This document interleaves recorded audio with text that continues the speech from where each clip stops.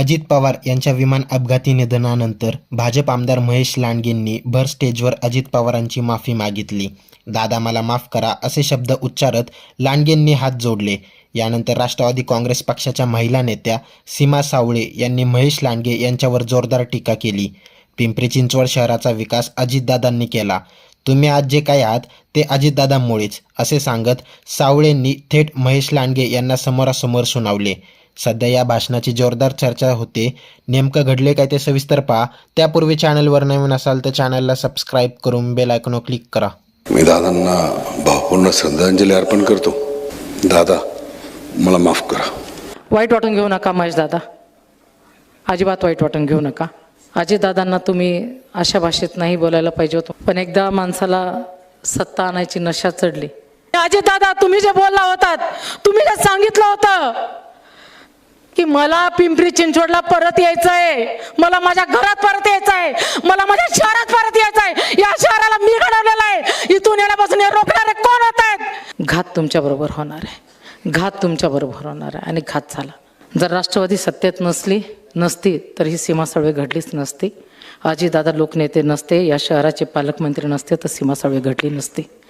आणि म्हणून अशा थोर नेत्याच्या चरणी नतमस्तक व्हावं, आदरांजली व्हावी, त्यांनी केलेल्या कामाचं कौतुक करावं, त्यांनी केलेल्या चुका माझ्यासारख्या क्षुल्लक कार्यकर्त्याने दाखवून दिल्यानंतर 4 पावलं मागं घ्यावं, एक अपशब्द न वापरता, कुठली मनात कटू भावना न ठेवता मोठ्या मनाने माफ करावं.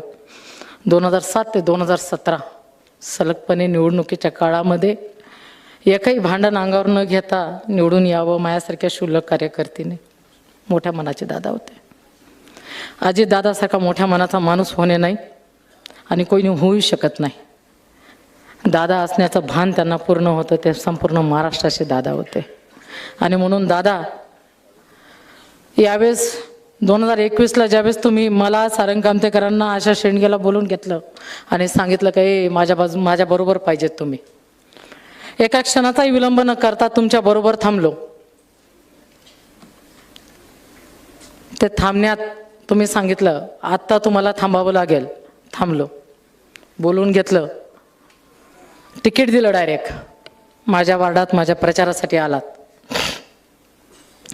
प्रचारासाठी आलात आणि मला सांगितलं, मी भाषणाला उभी राहिले आणि मोठ्या भावासारखं सांगितलं की उमेदवार आहे, संयम. खरं सांगू, तोंडातले शब्द संपून गेले होते माझे. माझा स्वभाव अत्यंत आक्रमक, कोणी आर्य म्हणलं की कार्य म्हणणारी मी. पण मी जसं त्यांनी मला हाताने इशारा केला, मला बोलायला सुचलं नाही. समोर हजारोचा जनसमुदाय होता माझ्यासाठी, आम्ही बोलवलेला जनसमुदाय, आणि त्याच्यापुढे शब्द सापडू नये. आणि त्यांनी मला जाताना सांगितलं, कागदावरती लिहून पाठवलं, मी आहे ना, मी बोलेल, तुम्ही नाही बोलायचं. आणि ज्या दिवशी दादांवरती सगळ्या प्रकारचे आरोप होत होते आणि ते म्हटले माझं मी टाळणी आहे का, मी त्यावेळेस दादांना फोन केला आणि मी विचारलं, दादा मी बोलू का? ते म्हटले उमेदवार आहे, उमेदवारांना नाही बोलायचं, तुम्ही नाही बोलायचं, तुम्हाला बोलायला खूप संधी मिळणार आहे, पण लक्षात ठेवा तुमचा घातपात नक्की होणार आहे. त्यामुळे ज्या दिवशी आमच्याबरोबरचे 2 नगरसेवक निवडून आले, फोन केला, अरे वाघेन मागं राहिल्यात तुम्ही, लक्ष आहे माझं तुमच्याकडे. इतकं प्रेमानं बोलणारा मोठा भाऊ, मोठा दादा माझा निघून गेला. फार कमी सहवास लाभला, पण विरोधी पक्षाचा नेता कसा असावा तर तो अजितदादासारखा असलं पाहिजे. तेवढं मन मोठं ठेवता आलं पाहिजे. आणि तेवढं मन जर तुमचं मोठं नसेल तर तुम्ही किती मोठे झाला तर तुम्ही किती कोते आहात हे लक्षात येतं. आणि म्हणून दादांसारखं मोठं होणं कुणालाही शक्यच नाही आहे. ते आज अजित सृष्टी उभारण्याचं जे काही मी आत्ता वाचलंय, अभिनंदन आहे. अभिनंदन कुणाचं करू? दादांनीच ही महापालिका घडवलेली आहे. समोर बसलेले महेश दादा आहेत, तुम्हालाही दादांनीच घडवलेलं आहे. समोर बसलेले विलास लांडे पाटील आहेत, तुम्हालाही महेश दादांनीच घडवलेलं आहे. राजू तुलाही महेश दादांनी घडवलं आहे. शंकर शेठ तुम्हालाही महेश दादांनी अजित दादांनी घडवलेलं आहे. स्वर्गीय लक्ष्मण भाऊ जगतापांना पण अजित दादांनीच घडवलेलं आहे. त्यामुळे अजित पर्व, अजित सृष्टी करताना इथं बसलेला राष्ट्रवादीचा एकही कार्यकर्ता, एकही स्वाभिमानी कार्यकर्ता कुणाचाही आभार मानू नका.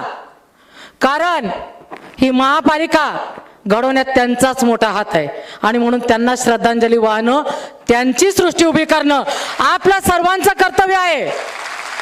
त्यांच्या मोठ्यापणा जपणं आपलं काम आहे आणि म्हणून कुणी कोणाचा अभिमान या ठिकाणी आभार मानू नका, वाईट वाटून घेऊ नका महेश दादा, अजिबात वाईट वाटून घेऊ नका.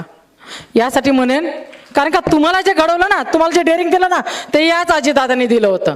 मला 2014चे तुम्ही महेश दादा आठवतायत, त्या पायऱ्यांवरती उभं असणारे आणि विलास लांडे पाटलांच्या समोर तुम्ही ज्यावेळेस मी तुम्हाला विचारलं खरंच तुम्ही फॉर्म भरणार आहात का, तुम्हाला येणारा काळ ठरवल.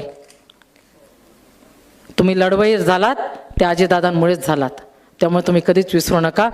जसं सुलभाताई म्हटल्यात की त्यांचं जेवढं मन मोठं होतं, महेश दादा तुम्हाला एकच सांगेल, हरवणं खूप सोपं आहे, जिंकवून एखाद्याला हरवता आलं ना तर ते पण करून बघा एकदा, नक्की तुमची मी मनापासून आभारी राहीन, खरंच मनापासून आभारी राहीन. दादा तुम्ही खूप चांगले कार्यकर्ते होतात आहात. आत्ता मात्र तुमच्यात खूप बदल झालेला आहे. तो बदल जो आहे आज जे तुम्ही अजित सृष्टी करून जे काही स्वतःमध्ये बदल घडवण्याचा प्रयत्न केलाय, त्यामध्ये तुमचं आभार नक्कीच मानणार नाही मी, कारण मीच सांगितलं कोणी आभार मानायचे नाहीत. फक्त राजकारण करत असताना शब्द मात्र नेहमी सांभाळून वापरायचे असतात. ज्यावेळेस तुमचे शब्द घरंगळत होते, दुःख होत होतं दादा, अजितदादांना तुम्ही अशा भाषेत नाही बोलायला पाहिजे होतं म्हणून वाईट वाटत होतं. पण एकदा माणसाला सत्ता आणायची नशा चढली की माणसं थोडीशी वेगळ्या वाटेने जातात. तुम्हीही गेलात. सत्ता कुणापासून कोणाच्यासाठी आणायची होती मला माहीत नाही, कारण राष्ट्रवादी काँग्रेस, भारतीय जनता पार्टी, शिवसेना सगळे राज्यात एकत्रच आहेत. त्यामुळे एकत्रित असताना सुद्धा अशा प्रकारचं एखाद्याला आपल्या घरात येण्यापासून रोखण्याची जी काही भाषा होती ती थोडीशी मला रुचलेली नाही. आणि मला माहिती आहे की तुम्हाला ते माझं बोलणं रुचणारही नाही. मला खंत नाही दादाची, मला खंत नाही. फक्त एकच सांगेल, पराभव झाला म्हणून कुठलेही दुःख नाही आहे. लढले, खूप ताकदीने लढले, अजितदादाच्या ताकदीने लढले. त्यांनी सांगितलं वाघीण मागं राहिली, बरोबरीत नेणार. माझा भाऊ गेलाय, माझा बाप गेलाय, हिंमत देऊन गेलाय. हिंमत माझी कोणी चोरू शकत नाही. हिमतीने लढणार आहे. इथून पुढे एक ताकदवर विरोधी पक्ष कसा असतो ते मी तुम्हाला दाखवून देणार आहे. या शहराला मला दाखवायचं आहे. दबणार नाही मी कुठल्याही दबावाने. आणि अजितदादा तुम्ही जे बोलला होतात, तुम्ही जे सांगितलं होतं की मला पिंपरी चिंचवडला परत यायचं आहे, मला माझ्या घरात परत यायचं आहे, मला माझ्या शहरात परत यायचं आहे, या शहराला मी घडवलेलं आहे, इथून येण्यापासून हे रोखणारे कोण होत आहेत?